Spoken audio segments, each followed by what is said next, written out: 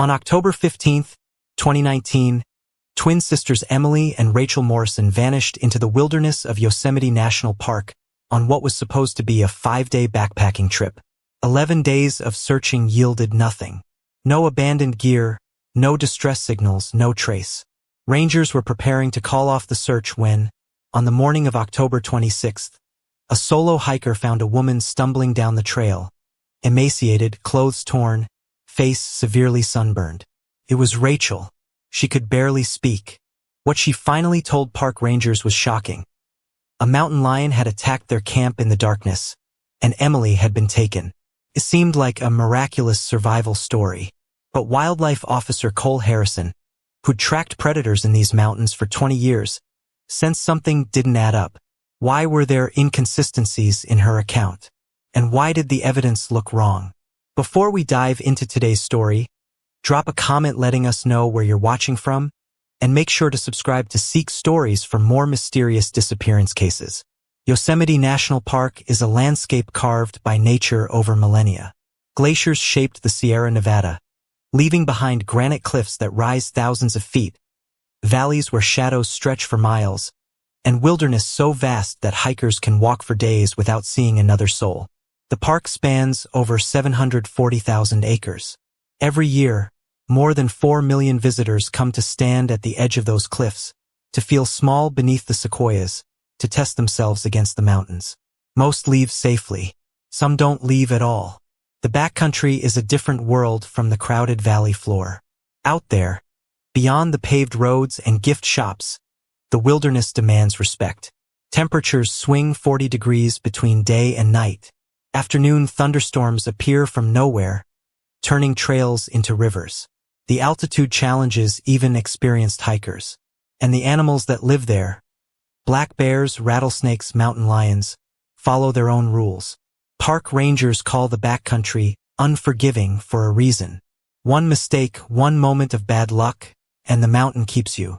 On the morning of October 15, 2019, the parking lot at Tuolumne Meadows was already half full. By 7 a.m. Tuolumne sits at 8,600 feet, high enough that the air feels thin and cold even in mid-October.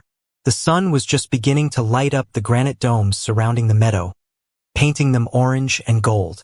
A white Honda CR-V pulled into a spot near the Wilderness Center. 2 women got out, identical in a way that made people do a double take. Same height, same long dark hair pulled back in braids, same blue eyes, same athletic builds. They moved around the car with practiced ease, pulling backpacks from the trunk, checking water bottles, lacing up boots. At the Wilderness Center, Ranger Kyle Hoffman sat behind the permit desk, working through the morning rush. When the twins approached, he experienced that moment of confusion when your brain tries to process seeing the same face twice. "Morning," he said. "First time in the high country?" "We've day hiked here before," one of the sisters said with easy confidence. "I'm Rachel Morrison. This is Emily. We're doing a 5-day loop, Cathedral Lakes, Sunrise Camp, then back here." Kyle pulled up their permit on the computer. "Looks good. Weather forecast is clear all week. Mid-70s during the day, 40s at night. You've got bare canisters." Rachel patted her pack. "All set." Kyle stamped their permit and handed it back. "Trail conditions are good. You shouldn't have any issues. Have a great trip." The sisters signed the trail register at 8 a.m. Their handwriting was similar but not identical. Rachel's neat and controlled, Emily's slightly more hurried. They shouldered their packs and walked toward the trailhead. An older couple sitting on a bench near the parking lot watched them go. The husband would later tell investigators that one sister seemed excited, pointing at the peaks and talking animatedly. The other walked a few steps behind, quieter, wearing sunglasses even though the sun was still low. He remembered thinking it was odd that twins could seem so different in their body language. That was the last confirmed sighting of Emily and Rachel Morrison together. The trail they chose, the Cathedral Lakes Loop, winds through some of Yosemite's most spectacular and isolated terrain.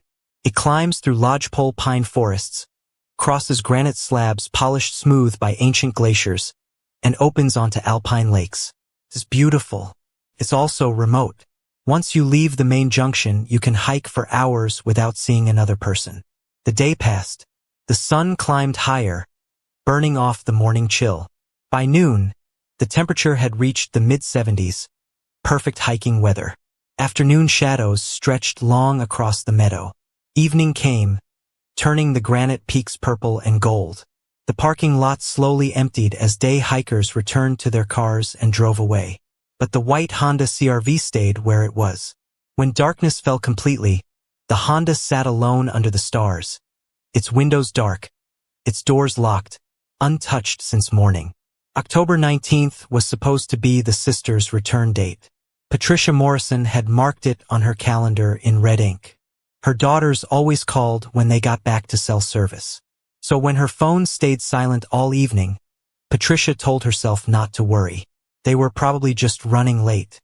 By 8 p.m., she was checking her phone every few minutes. By 9 p.m., she was calling Rachel's number repeatedly, hearing it go straight to voicemail. By 10 p.m., Patricia's hands were shaking as she dialed the Yosemite Ranger Station. "My daughters were supposed to be back hours ago," she said, trying to keep her voice steady. "They're not answering their phones. Their car is still at Tuolumne Meadows. Something's wrong." The ranger who took the call heard the fear in her voice. He'd worked in Yosemite long enough to know that when experienced hikers don't come back on schedule, it's rarely a good sign. Within an hour, rangers confirmed the Honda CR-V was still there, still locked, still untouched. They checked the trail register. Emily and Rachel Morrison had signed in at 8 a.m. on October 15th, planning a 5-day trip to Cathedral Lakes and Sunrise Camp. They should have been back that afternoon. At first light on October 20th, the search began. It started with rangers hiking the sisters' planned route, calling their names into the vast silence of the mountains. By noon, when the initial search found nothing, the operation expanded. More rangers, search and rescue volunteers, canine units with dogs trained to detect human scent across miles of wilderness. By the end of day 1, over 50 people were searching. The dogs worked the trail from Tuolumne Meadows toward Cathedral Lakes, but found nothing. No scent trail leading off into the forest. No abandoned gear. No sign that Emily and Rachel had passed that way, even though the trail register proved they had. On day 2, helicopters joined the search. They flew grid patterns over the backcountry, pilots scanning the ground below for any flash of color. Thermal imaging cameras searched for heat signatures among the cold granite. They found wildlife. They found nothing human. On day 3, the search area expanded to cover over 40 square miles. Ground teams checked every side trail, every campsite, every drainage. Volunteers hiked until exhausted, then hiked more. The dogs kept searching. The helicopters kept flying. Nothing. By day 5, the mood had shifted. Nobody said it out loud, but everyone knew. After this long, they were probably looking for bodies, not survivors. Patricia and Robert Morrison drove up from San Jose and stayed in a hotel near the park, waiting for news that never came. Every evening brought the same update. Extensive search, no findings, continue tomorrow. Patricia's face grew more hollow each day. Robert stopped asking questions. The local news picked up the story on day 6. TV crews set up in the park, showing photos of Emily and Rachel smiling at the camera. Their faces so identical it was hard to tell them apart. The anchors called it a mystery. How could 2 experienced hikers simply vanish in terrain being searched by dozens of trained professionals? On day 7, the intensive search was suspended. The Park Service issued a statement. They would continue to monitor the area and follow up on any new leads, but the active ground and air search was ending. The odds of finding anyone alive after a week were slim. Patricia Morrison appeared on the evening news, her voice breaking. "If anyone is out hiking and sees anything, any sign at all, please call the rangers. My daughters are 26 years old. They can't just be gone." But gone they were. The white Honda sat in the Tuolumne Meadows parking lot for days, covered in dust, a reminder of 2 women who'd walked into the mountains and never walked out, until October 26th. That morning, David Cooper, a solo backpacker from Sacramento, was hiking out after 3 days in the Cathedral Lakes area. He was making good time down the trail, about 2 miles from the parking lot, when he saw something that made him stop. Someone was on the trail ahead. A figure moving slowly, unsteadily, like every step hurt. As he got closer, David realized it was a person, a woman, and she was in terrible condition. She was using a thick branch as a walking stick, leaning heavily on it. Her clothes hung in shreds. Her hair was matted. According to David's later statement to police, she appeared to be suffering from severe exposure and dehydration. "Hey!" David shouted, running toward her. "Are you okay? Do you need help?"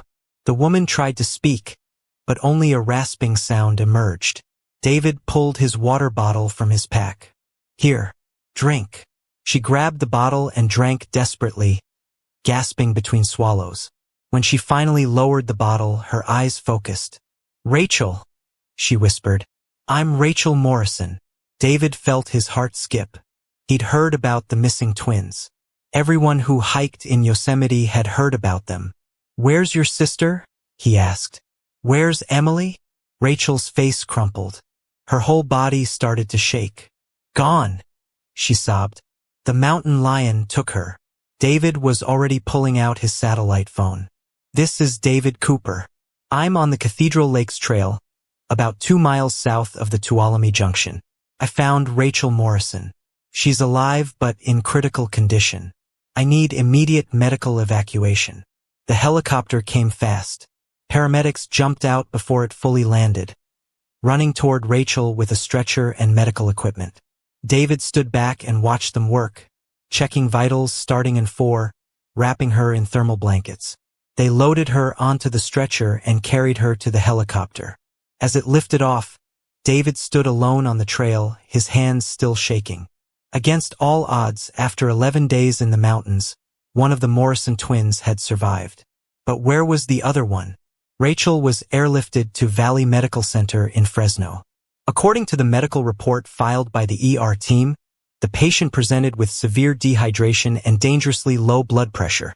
Her weight was recorded at 120 pounds, a 15-pound loss in 11 days. The documentation noted second-degree sun exposure covering significant areas, concentrated on face, neck, and arms. Multiple injuries were observed on arms and legs, some showing signs of infection. Her core temperature indicated moderate hypothermia. The medical team worked to stabilize her condition, administering fluids, treating wounds, addressing the exposure effects.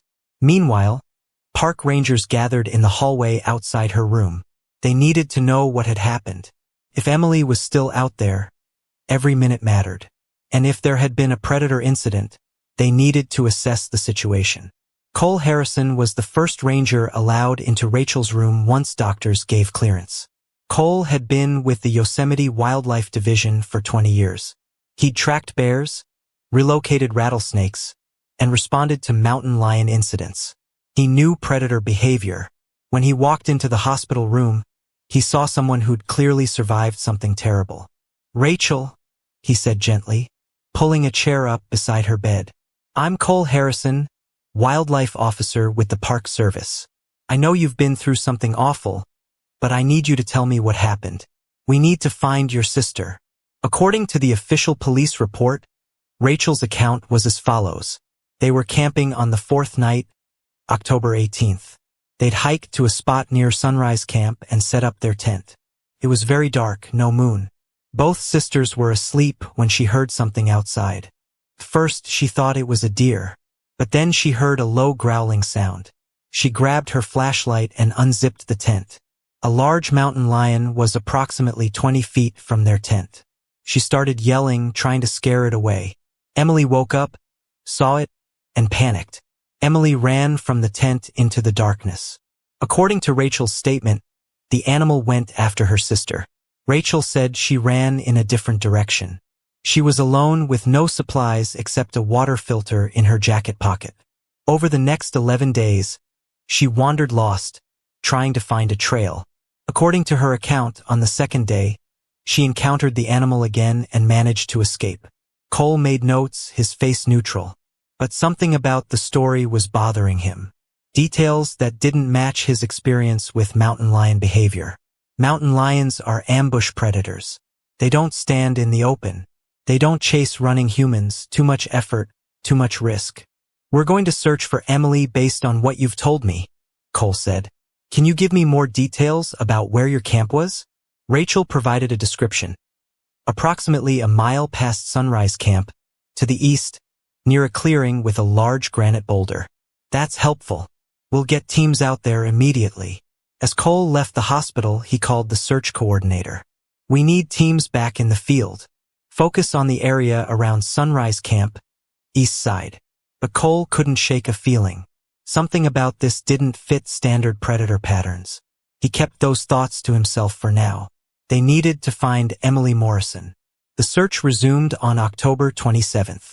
Teams hiked into the area Rachel had described, spreading out in grid patterns. The terrain was challenging. Dense forest, granite outcroppings, thick brush. On the second day of searching, a dog alerted. The handler felt the tension in her dog's leash. The German Shepherd stopped, nose working the air. Then the dog pulled hard to the left off the trail into undergrowth. She's got something, the handler called. About 100 yards off the trail, in a small clearing surrounded by pines, the dog gave the signal. Human remains had been located. Cole Harrison was called to the scene immediately. He arrived with Dr. Rebecca Foster, the Mariposa County Medical Examiner, and forensic technicians. They worked in silence, documenting everything. The preliminary examination revealed the body had been exposed to the elements for at least a week. It was clearly one of the Morrison twins. Dr. Foster conducted her initial assessment. After careful examination, she looked at Cole with a serious expression. "This doesn't match an animal attack," she said quietly. "I'll know more after the full examination, but this isn't what predator activity looks like." They spent another hour documenting the scene, collecting samples, searching the surrounding area. Cole walked in a wide circle, looking for any sign of predator presence. No tracks, no scat, no fur, no sign that a large animal had been there. What investigators did find, approximately 15 feet away, was a rock, granite, roughly the size of a softball, with stains that would later be tested. It was bagged as evidence. The remains were carefully transported to Dr. Foster's office in Mariposa County for a complete examination. That night, Cole sat in his office reviewing his notes. The more he analyzed Rachel's account, the more inconsistencies he found. Mountain lions don't hunt the way she described. Something was very wrong. The forensic examination took place on October 29th. Dr. Foster worked methodically, documenting everything. When she finished, she called Cole Harrison. "You need to come to my office," she said. "Right now." Cole made the drive in 45 minutes. When he arrived, Dr. Foster had her computer screen ready. "Sit down," she said. "What I'm about to tell you changes everything." She pulled up her report. The examination revealed findings that contradict the survivor's account. According to the medical examiner's report, the evidence indicated this was not consistent with an animal attack. The injuries showed patterns that suggested human involvement. Most critically, forensic analysis revealed the scene had been altered to appear as something it wasn't. But the breakthrough came from an unexpected source, Dr. Foster continued. Dental records. She pulled up 2 sets of images, x-rays. This is from the examination, and this is Rachel Morrison's dental record from her dentist, dated March 2018. Cole looked at the 2 images side by side. Rachel had specific dental work done when she was 16, Dr. Foster explained. A crown and root canal. Very distinctive. It shows up clearly here. She pointed to the examination x-ray. The deceased has this exact same dental work. Everything matches Rachel's dental history perfectly. Cole stared at the screen. So the body is Rachel. The body is Rachel Morrison. Which means the woman in the hospital who's been claiming to be Rachel, she met his eyes, is actually Emily. She's been lying about her identity. She caused her sister's death and assumed her identity. That's what the evidence indicates. And there's confirmation. Dr. Foster pulled up additional documentation. Medical records show Rachel had an appendectomy at age 15. Emily has no surgical history. The examination confirmed the presence of a surgical scar consistent with that procedure. Within an hour, Detective Lisa Brennan from the Mariposa County Sheriff's Office was reviewing the evidence. When Dr. Foster walked her through the findings, the forensic analysis, the dental records, the surgical scar, Brennan's expression hardened. So we have Emily Morrison causing her sister's death, staging it to look like an animal attack, then assuming Rachel's identity. We need to understand why. That's your department, Cole said. But whatever the motive, it was strong enough for her to plan this, execute it, then spend 11 days in the wilderness to make the story believable. Brennan pulled out her notebook. Let's start with background. Over the next 4 days, Brennan's team conducted a comprehensive investigation. What they found painted a clear picture of two women who'd started life identical but had taken very different paths. According to interviews with colleagues and friends, Rachel Morrison had been successful and well-regarded. She taught high school biology at a prestigious school in Palo Alto. Her principal described her as an outstanding teacher, recently promoted to department chair. She owned a condominium, maintained strong savings, and had recently gotten engaged to Ethan Marshall, a software engineer. The wedding was planned for the following summer. Emily Morrison's situation was markedly different. Financial records showed her freelance photography business was struggling significantly. Tax returns indicated minimal earnings. Credit reports revealed substantial debt, over $42,000. She'd been evicted twice for non-payment and was living in a studio apartment in Oakland, barely managing rent. But what really caught Brennan's attention was Emily's laptop, seized with a search warrant. Digital forensics revealed a pattern of online searches in the weeks before the trip. According to investigators, the search history indicated planning and research consistent with what occurred. Additionally, forensic analysis found an email draft in Emily's account, dated October 14th, the day before the trip. It was addressed to Ethan Marshall, Rachel's fiancé, but had never been sent. According to the police report, the email revealed Emily's feelings for Ethan since Rachel had introduced them 2 years earlier. The message described Emily's resentment about Rachel's success, the career, financial stability, and relationship with Ethan. The email expressed Emily's belief that Rachel had everything while she had nothing. Brennan reviewed the evidence. The motive was clear: jealousy and obsession, combined with a desperate desire to escape her failing life by taking her sister's successful one. But the detective needed physical evidence linking Emily to the scene. On November 2nd, search teams made another discovery. Partially buried near where Rachel's body had been found was a knife, a Benchmade fixed blade. The knife was sent to the forensic lab. Analysis found traces of blood. DNA testing confirmed it was Rachel Morrison's blood. The critical breakthrough came when the handle was processed.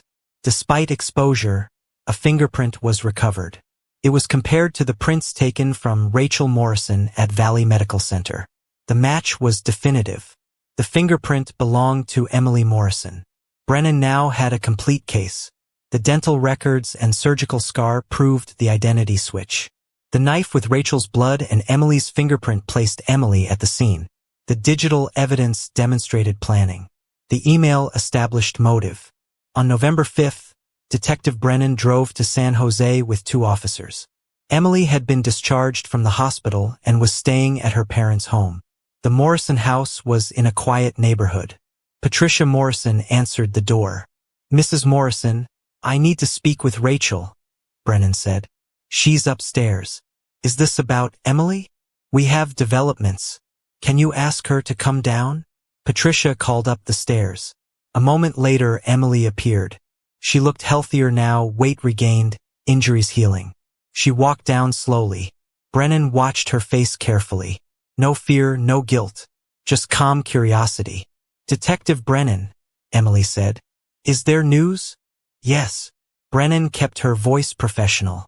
"Emily Morrison, you're under arrest for the death of Rachel Morrison." Silence. Patricia gasped. Emily's face went blank. "What?" Patricia's voice was confused. "That's Rachel. Emily is gone." "No, Mrs. Morrison.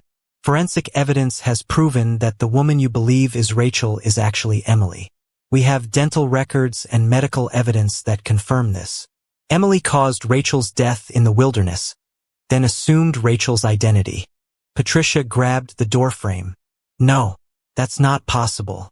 This is Rachel. You recognize your daughter's face, Brennan said gently. But they were identical. That's what Emily was counting on. She turned to Emily. Turn around. Emily didn't move for a long moment. Then, slowly, something changed in her expression. The mask slipped. What replaced it was cold and empty. She turned and held out her wrists. As Brennan placed handcuffs on her, Emily said nothing. Patricia was sobbing. Robert Morrison came running from the back, confusion turning to horror. They led Emily to the patrol car. Neighbors had gathered. Emily walked past them expressionless. As Brennan opened the car door, Emily finally spoke. Her voice was quiet. How did you know? Dental records, Brennan said. Rachel had a crown. The body we found had that crown. You don't. And Rachel had an appendectomy scar. The body had that scar. You don't. Emily's response, documented in the police report, reflected what psychologists would later identify as profound resentment stemming from perceived inequality between the sisters. Then she got into the car. The news spread across national media within hours. The story captured public attention. Identical twins, wilderness setting, calculated staging, identity switch. Patricia and Robert Morrison released a statement through their attorney. We have lost both our daughters. Rachel was taken from us, and Emily has become someone we no longer recognize. We don't understand how this happened. We love them both equally. But somehow, Emily convinced herself that Rachel had taken something from her. Rachel worked hard for everything she had. We will never recover from this. Ethan Marshall, Rachel's fiancé, refused all interviews. A close friend told reporters that Ethan had been devastated by the revelation. He'd comforted Rachel in the hospital, held her hand, told her they'd get through it together. The entire time, he'd been comforting the person responsible for Rachel's death. The friend said Ethan had moved out of California entirely. The trial began April 20th, 2020. District Attorney James Lawson led the prosecution. Over 3 weeks, prosecutors presented evidence systematically. Forensic experts testified about their findings.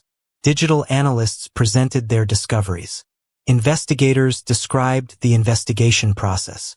The defense argued that Emily suffered from severe psychological issues that impaired her judgment. They called psychiatric experts who discussed identity disorders and the psychological dynamics of being a twin. However, prosecutors countered that the evidence showed extensive planning over multiple weeks. The digital trail, the physical evidence, and the forensic findings all pointed to calculated actions rather than impulsive behavior driven by mental illness. The most emotional testimony came from Patricia Morrison. Fighting tears, she described how Emily, pretending to be Rachel, had comforted the family while they grieved for the wrong daughter. She looked me in the eye, Patricia said, her voice breaking. She accepted our love, knowing what she'd done. That's not illness. That's calculated deception.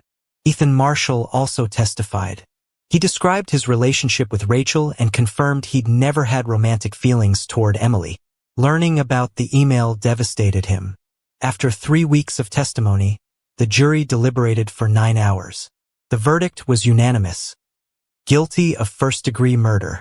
Judge Patricia Reeves sentenced Emily to life in prison without the possibility of parole, plus an additional 25 years for related charges. As Emily was led away, she showed no emotion. Her parents sat silently in the courtroom, having lost both daughters in different ways. Emily Morrison is currently serving her sentence at the Central California Women's Facility in Chowchilla. This case has become an important study in forensic science and criminal psychology. Law enforcement agencies now use it in training programs to illustrate several key principles. First, the critical importance of thorough forensic analysis. The dental records and medical history were essential in revealing the truth when physical appearance alone could not distinguish between identical twins. Second, the value of questioning inconsistencies. Wildlife officer Cole Harrison's experience told him something didn't match standard predator behavior. That instinct led to the investigation that uncovered the truth. Third, the need for comprehensive digital forensics. The pattern of online activity provided crucial context for understanding planning versus impulsive action. Dr. Michael Foster, a forensic psychologist who studied the case, noted, "This case demonstrates how severe personality disorders can lead to tragic outcomes when combined with obsession and lack of empathy. The planning involved shows this was calculated criminal behavior, not mental illness in the legal sense." For Patricia and Robert Morrison, there is no healing from this loss. They lost Rachel to violence and Emily to something equally devastating, the complete absence of conscience. On the second anniversary of Rachel's death, they released a statement.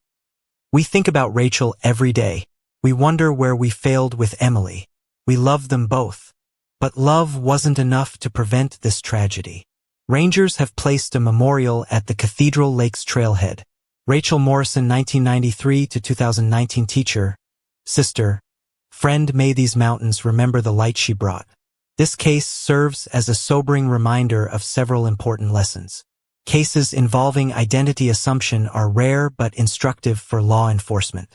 This investigation demonstrated how multiple layers of forensic evidence, digital, physical, and biological, work together to reveal the truth. The most dangerous deceptions can come from those we trust most. But thorough investigation and forensic science remain our most powerful tools in uncovering the truth, even when someone has planned carefully to hide it. Law enforcement training programs emphasize this case as an example of how attention to behavioral inconsistencies, combined with systematic forensic analysis, can solve even the most carefully planned scenarios. The Morrison family's tragedy also highlights the importance of mental health awareness and intervention. Warning signs of extreme psychological distress, when recognized and addressed early, can potentially prevent tragic outcomes. For the Yosemite wilderness, the mountains remain indifferent to human tragedy. The trails continue to draw millions of visitors each year. Most experience the beauty and return home safely. But this case reminds us that preparation, awareness, and respect for the wilderness are essential, and that sometimes the greatest dangers don't come from nature itself. Rachel Morrison's memory lives on through a scholarship fund established by her school for students pursuing careers in science education. Her colleagues remember her as someone who inspired young people to explore and question the world around them. That legacy of curiosity and learning stands in stark contrast to the deception that ended her life, and serves as a reminder that truth, eventually, always comes to light. Thanks for watching. If you found this case informative, please like and subscribe. These stories serve as important lessons in criminal justice and the power of forensic science. Cases like this demonstrate why thorough investigation and attention to detail matter in the pursuit of justice. See you in the next one.